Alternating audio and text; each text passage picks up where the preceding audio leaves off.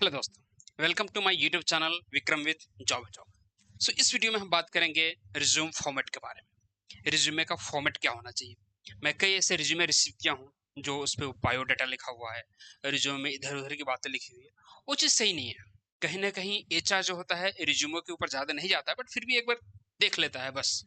तो कम से कम एक फॉर्मेट में होना चाहिए, एक अच्छा स्ट्रक्चर में होना चाहिए। तो सबसे बड़ी बात, पहली बात तो एक अच्छा रिज्यूम फॉर्मेट है। अगर इससे बेहतर है तो अच्छी बात है, नहीं तो एक अच्छा रिज्यूम फॉर्मेट मैंने बनाया हुआ है। मैंने 4 रिज्यूम फॉर्मेट दिए हैं, 2 फ्रेशर के लिए, 2 एक्सपीरियंस के लिए, दोनों अलग अलग है। रिज्यूम फॉर्मेट आप 1 पेज में भी रख सकते हैं, डबल पेज में भी रख सकते हैं, कोई दिक्कत नहीं है। ठीक है, जब भी रिज्यूमे बनाए तो उसके ऊपर रिज्यूम ही मेंशन करें, बायोडाटा मेंशन ना करें, रिज्यूम ही मेंशन करें। ठीक है, और मैं फॉर्मेट एक एक करके बताता हूँ जिससे आपको अच्छे से समझ में आएगा। ये आप MS वर्ड में बनाइए, फिर उसको PDF में कन्वर्ट करके सेव कर लीजिए, और कहीं ना कहीं साइबर कैफे से आप निकलवा लीजिए, नहीं तो डायरेक्ट साइबर कैफे में जाइए, वहाँ पे बनवा लीजिए इस फॉर्मेट में, इससे बेटर फॉर्मेट में। फिर वहाँ पे एक फिजिकल कॉपी रखिए और साथ ही साथ PDF में रखिए, दोनों में रखिए। अगर फिजिकल उसके लिए है कि अगर ऑफलाइन इंटरव्यू देने जा रहे हैं तो फिजिकल है, हालांकि जब वर्क फ्रॉम होम के लिए है तो PDF फॉर्म में जरूर रखें। रिज्यूम मोस्टली कोशिश करें PDF फॉर्म में जरूर रखें। ठीक है, ये बेस्ट है क्योंकि आप ऑनलाइन शेयर कर सकते हैं व्हाट्सएप पे, और कहीं ना कहीं आप आपके पास रहेगा तो कभी भी निकलवा सकते हैं ऑफलाइन। ठीक है, ये एक अच्छा तरीका है। तो सबसे पहले रिज्यूम फॉर्मेट का क्या है, अपना नाम दे दिए हैं, मैं अपना नाम दिया हूँ, आप अपना नाम दीजिए, अपना नंबर दीजिए, ईमेल आईडी दीजिए, प्लेस का नाम दे दीजिए। हो सकता है कभी कभी गैप बढ़ गया हो, बट आपको पैनिक होने की जरूरत नहीं है। इस वीडियो के डिस्क्रिप्शन में इस सारे फॉर्मेट का PDF लिंक मिल जाएगा, जिसे डाउनलोड करके उस फॉर्मेट को समझ सकते हैं और उसके अकॉर्डिंग आप अपना फॉर्मेट बना सकते हैं। ठीक है, तो कहीं जैसे ये स्पेस हो गया, स्पेस नहीं होना चाहिए था, तो कोई दिक्कत नहीं, यहाँ मिस्टेक हो गया। यहाँ पे लिख देंगे करियर ऑब्जेक्टिव में, to start my career in a reputed company where I can improve my communication skills, gain experience and contribute to organisation growth. मैं अपना करियर स्टार्ट कर सकता हूँ, करना चाहता हूँ रेप्यूटेड कंपनी में, जहाँ पर अपने कम्युनिकेशन को इंप्रूव कर सकता हूँ और एक्सपीरियंस गिन सकता हूँ और कंपनी ग्रोथ में कुछ कंट्रीब्यूट कर सकता हूँ। इसका मतलब यही होगा। तो एक सिंपल ऑब्जेक्टिव लिख देना है, क्वालिफिकेशन लिख देना है, क्वालिफिकेशन बोर्ड ईयर और परसेंटेज, ग्रेजुएट है XYZ यूनिवर्सिटी, ईयर में कब हुए, पास कब हुए, परसेंटेज क्या था, सेम 12th में, फिर बोर्ड क्या था, पास कब, परसेंटेज कब, ये सब मेंशन कर देना है फॉर्मेट में।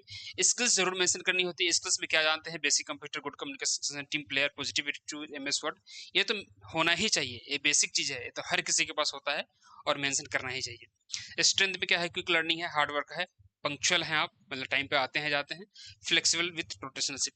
हो सकता है अगर आप ये मेंशन ना करना चाहे तो कोई बात नहीं, फ्लेक्सिबल विथ रोटेशनशिप, लेकिन कम से कम ये 3 चीजें तो मेंशन जरूर ही करना चाहिए।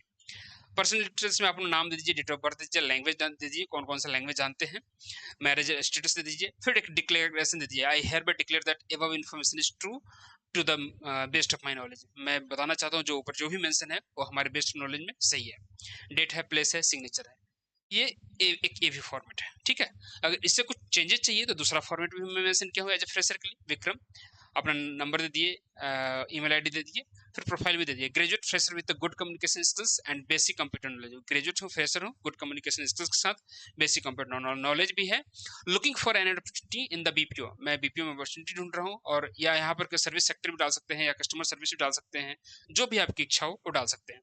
To develop professional skills and grow career, BPO भी डालेंगे तो कोई दिक्कत नहीं है, सर्विस सेक्टर भी डालेंगे तो कोई दिक्कत नहीं है, MNC भी डालेंगे तो कोई दिक्कत नहीं है। ठीक है, तीनों सेम ही है, जो आपकी इच्छा हो वो डाल सकते हैं, यहाँ पे मेंशन कर सकते हैं। एजुकेशन में हमने दे दिया ग्रेजुएशन, ठीक है, XYZ यूनिवर्सिटी, सीनियर सेकेंडरी हो गया, 12th, CBSE बोर्ड, कब पास हुए, यहाँ परसेंटाइल नहीं भी लिखेंगे तो कोई दिक्कत नहीं। सेकेंडरी में CBSE बोर्ड 2009, जब आप पास किए हैं, क्या पास किए हैं और किस साल में पास किए हैं, आपको मेंशन कर देना है।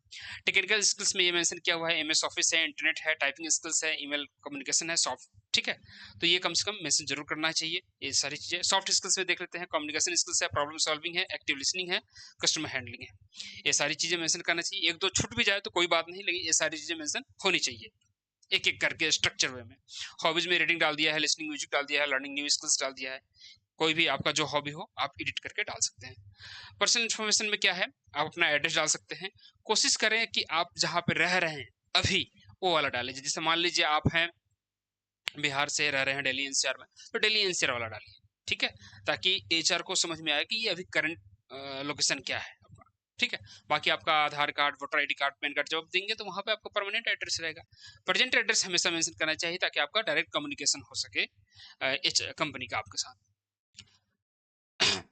फिर अब जब इंटरव्यू सिलेक्शन हो जाता है तो फिर आपसे एचआर पूछते भी हैं कि आपका परमानेंट एड्रेस कौन सा है, प्रेजेंट एड्रेस कौन सा है, तो वहाँ पे आप बता सकते हैं। और कंपनी अपना वेरीफाई कराती है या आपसे इमरजेंसी में कांटेक्ट करने के लिए 2-3 तरह का एड्रेस लेते हैं, present and permanent.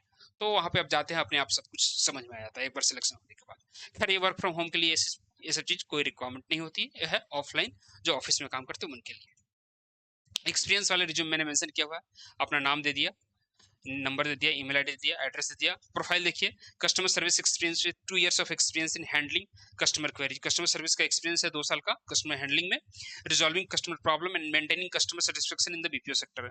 Customer complaint को रिजॉल्व करने का, मेंटेन कस्टमर सेटिस्फेक्शन को मेंटेन करने का, किसमें, बीपीओ सेक्टर में, चाहे सर्विस सेक्टर में, चाहे एमएनसी में, ऐसा मेंशन कर सकते हैं।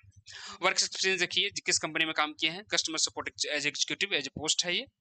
एंड एबीसी बीपीओ लिमिटेड हो गया, कब से कब तक काम किए ये मेंशन करना होता है। रिस्पॉन्सिबिलिटी क्या था, handling inbound calls, receiving customer issue professionally, maintain call quality and customer satisfaction, updating customer information in system, ये सारी चीजें मेंशन करना होता है जो एक्सपीरियंस आपने किया है। एजुकेशन के बारे में हमने मेंशन किया हुआ है, क्वालिफिकेशन इंस्टीट्यूट ईयर, जैसे पहले की तरह ये ग्रेजुएट है, XYZ यूनिवर्सिटी है, ये अलग लाइन है, XYZ यूनिवर्सिटी 2023 में 12th किया है सीबीएसई बोर्ड, इतना ये मेंशन कर दिया। 10th का भी मेंशन कर सकते हैं, ठीक है, बट इसमें नहीं है, बट 10th का मेंशन करना चाहिए। स्किल्स में हमने दे दिया है customer handling, CRM knowledge, CRM में कस्टमर रिलेशनशिप मैनेजमेंट होता है, ठीक है, कम्युनिकेशन स्किल्स है, प्रॉब्लम सॉल्विंग है, ठीक है, तो ये सारी चीजें मेंशन कर देना चाहिए स्किल्स में। अचीवमेंट क्या किया है, अगर कोई आपने अचीवमेंट किया है तो मेंशन कर देना, नहीं अचीवमेंट किया तो इसको हटा ही देना अचीवमेंट को आप। पर्सनल डिटेल्स में ये है,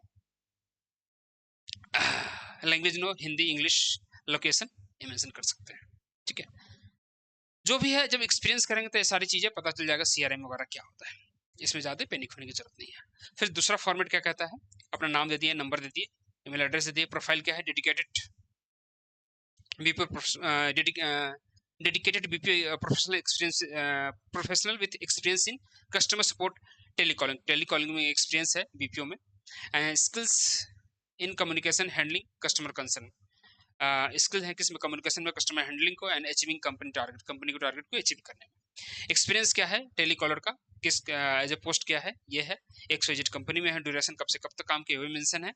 जॉब रिस्पॉन्सिबिलिटी क्या था, ये है, attending customer calls, providing product and service information, solving customer query, maintain daily reports, ये सारी चीजें मेंशन कर सकते हैं, जो चीजें वहां पे आप मेंशन किए हैं। एजुकेशन बैकग्राउंड यहाँ मेंशन है, ग्रेजुएट है, XYZ यूनिवर्सिटी, 12th 10th, ये सारी चीजें मेंशन कर सकते हैं। की स्किल्स क्या है, excellent communication, customer service, email support and team coordination, ये सारी चीजें मेंशन कर सकते हैं अगर आप एक्सपीरियंस है तो, ठीक है।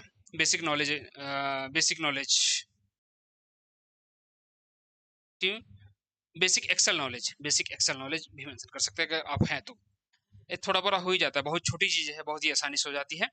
पर्सनल डिटेल्स में है, डेट ऑफ बर्थ है, नेशनलिटी है, लैंग्वेज है, ये सारी चीज़ें मेंशन कर सकते हैं। तो देख लिया, रिज्यूमे का फॉर्मेट बहुत ही आसान है, इसी फॉर्मेट में आप अपना रिज्यूमे बनाएं, ठीक है, बहुत ज़रूरी है। साथ ही साथ वीडियो के डिस्क्रिप्शन में आपको इस सारे फॉर्मेट का, चारों फॉर्मेट का PDF लिंक मिल जाएगा, जो आप डाउनलोड करके देख सकते हैं, समझ सकते हैं और अपना रिज्यूमे उसी हिसाब से तैयार कर सकते हैं, ठीक है। तो रिज्यूमे फॉर्मेट का वीडियो यहीं पे खत्म होता है। अब चलेंगे हम नेक्स्ट टॉपिक की तरफ।